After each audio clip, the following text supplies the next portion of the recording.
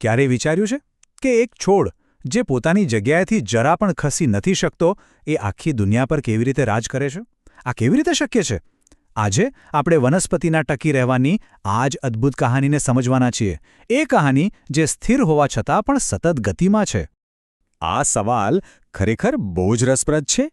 એમની સૌથી મોટી મજબૂરી શું છે કે એ હલનચલન નથી કરી શકતા. પણ તમને ખબર છે, આ જ મજબૂરીએ એમને ટકી રહેવા માટે એટલી અદ્ભુત અને ચાલાક રીતો શોધવા માટે મજબૂર કર્યા છે કે જાણીને નવાઈ લાગશે. તો ચાલો જોઈએ કે આ બધું થાય છે કેવી રીતે.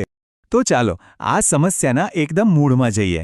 જરા વિચારો, એક જ જગ્યાએ સ્થિર રહેવું એટલે શું? એટલે કે ખોરાક, પાણી, સૂર્યપ્રકાશ બધી જ વસ્તુઓ માટે સ્પર્ધા.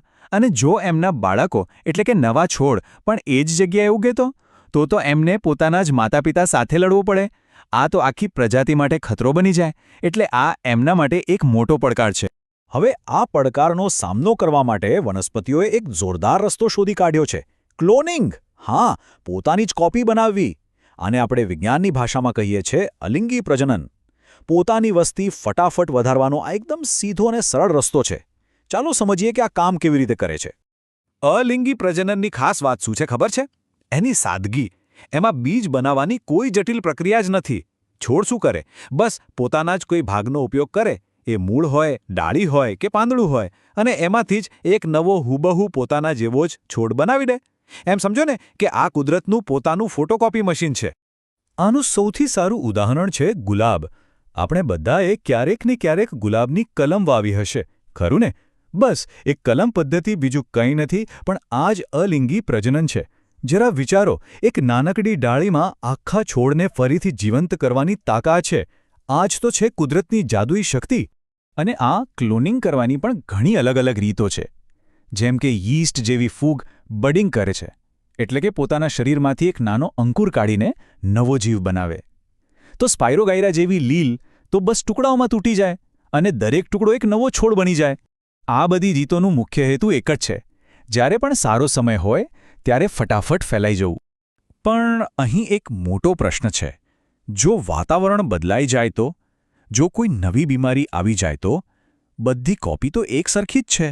એટલે આખી વસ્તી એક સાથે ખતમ થઈ શકે છે. આ જોખમથી બચવા માટે વનસ્પતિઓએ એક બીજો, વધુ સારો રસ્તો વિકસાવ્યો: લિંગી પ્રજનન. આમાં શું થાય છે? આનુવંશિક વિવિધતા આવે છે, જે બદલાતા સમય સાથે ટકી રહેવા માટે ખૂબ જ જરૂરી છે.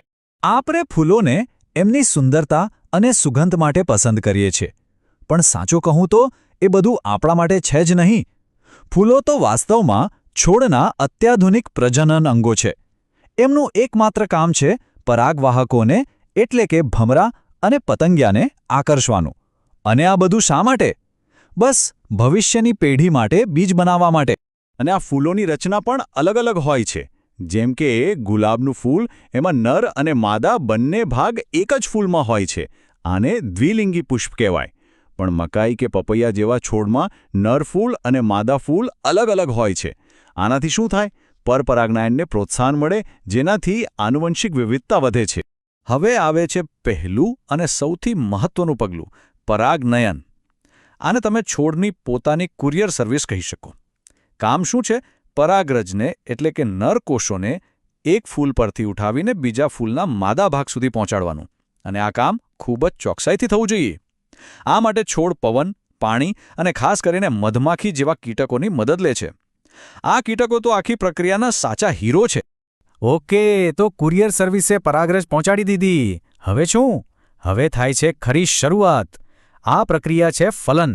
આ એ જ ક્ષણ છે જ્યારે નર અને માદા કોષોનું મિલન થાય છે અને એક નવા જીવનનો નકશો તૈયાર થાય છે. વિચારો તો, એ એક નાનકડા કોષમાં ભવિષ્યનું આખું ઝાડ બનાવવાની શક્તિ સમાયેલી છે. ફલન થયા પછી તો એકદમ જાદુઈ રૂપાંતર થાય છે. જે ફૂલનું અંડાશય હતું એ ધીમે ધીમે એક રસદાર ફળ બની જાય છે અને અંદરના જે અંડકો હતા એ બની જાય છે બીજ. આ ફળનું કામ શું? એક તો અંદરના કિંમતી બીજને સાચવવાનું અને બીજું એને દૂર દૂર સુધી ફેલાવવામાં મદદ કરવાનું. કેટલી હોશિયાર યોજના છે નહીં? ચાલો, બીજ તો બની ગયું, પણ લડાઈ હજી પૂરી નથી થઈ. આ તો માત્ર અડધી જંગ જીત્યા, બરાબર છે. હવે આવે છે સૌથી મોટો પડકાર: આ બીજને એના માતાપિતાના છોડથી દૂર કોઈ નવી જગ્યાએ પહોંચાડવાનો. અને અહીંથી જ શરૂ થાય છે બીજની એક અદ્ભુત સાહસિક યાત્રા. અને આ યાત્રા માટે છોડ કોનો ઉપયોગ કરે છે? કુદરતી તત્વોનો. પવન, પાણી, પ્રાણીઓ અને ક્યારેક તો જાતે જ સ્ફોટ કરીને પણ. આ બધી એમની મુસાફરી કરવાની રીતો છે. ચાલો આમાંથી કેટલીક મજેદાર રીતો પર એક નજર કરીએ. પેલું છે પવન. કેટલાક બીજ તો હવા પર સવારી કરવા માટે જ બન્યા છે.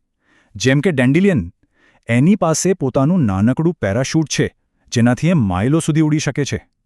તો મેપલના બીજને પાંખો હોય છે અને એ હેલિકોપ્ટરની જેમ ગોળ ગોળ ફરતા નીચે આવે છે. આટલું પરફેક્ટ એન્જિનિયરિંગ ખરેખર અદ્ભુત છે. પછી આવે છે પાણી. કેટલાક બીજ માટે તો નદીઓ અને સમુદ્ર પણ હાઈવે જેવા છે. નારિયેળને જોઈ લો, એ તો કુદરતી હોડી છે. એની જાડી તંતુમય છાલ એને પાણી પર તરવામાં મદદ કરે છે અને ખારા પાણીથી પણ બચાવે છે. આના કારણે જ એ મહિના સુધી દરિયામાં તરીને નવા ટાપુઓ શોધી શકે છે. અને હવે વાત કરીએ છોડના સૌથી સારા મિત્રોની, પ્રાણીઓ. આ તો જાણે બીજ માટે ટેક્સી સર્વિસ જેવું છે.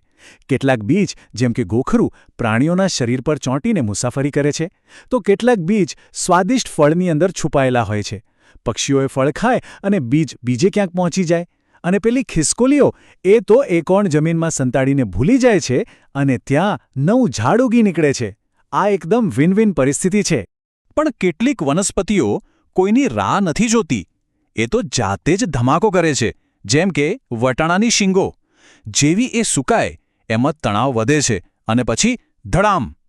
શીંગ ફાટે છે અને બીજ ચારે બાજુ ફેંકાઈ જાય છે.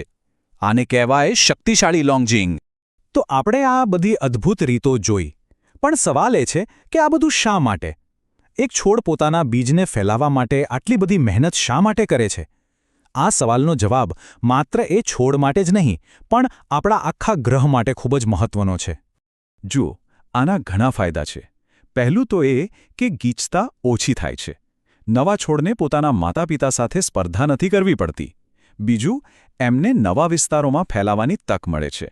અને સૌથી અગત્યની વાત, આનાથી જૈવ વિવિધતા જળવાઈ રહે છે. દરેક બીજ જે પોતાની યાત્રા સફળતાપૂર્વક પૂરી કરે છે, એ આપણી પૃથ્વીને વધુ જીવંત અને સુંદર બનાવે છે.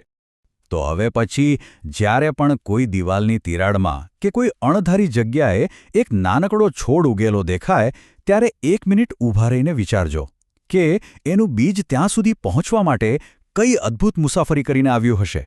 પવન પર ઉડીને, પાણીમાં તરીને, કે પછી કોઈ પ્રાણીની સવારી કરીને. આપણી આસપાસની દુનિયા આવી જ અસ્તિત્વની નાની નાની પણ મહાન કહાનીઓથી ભરેલી છે.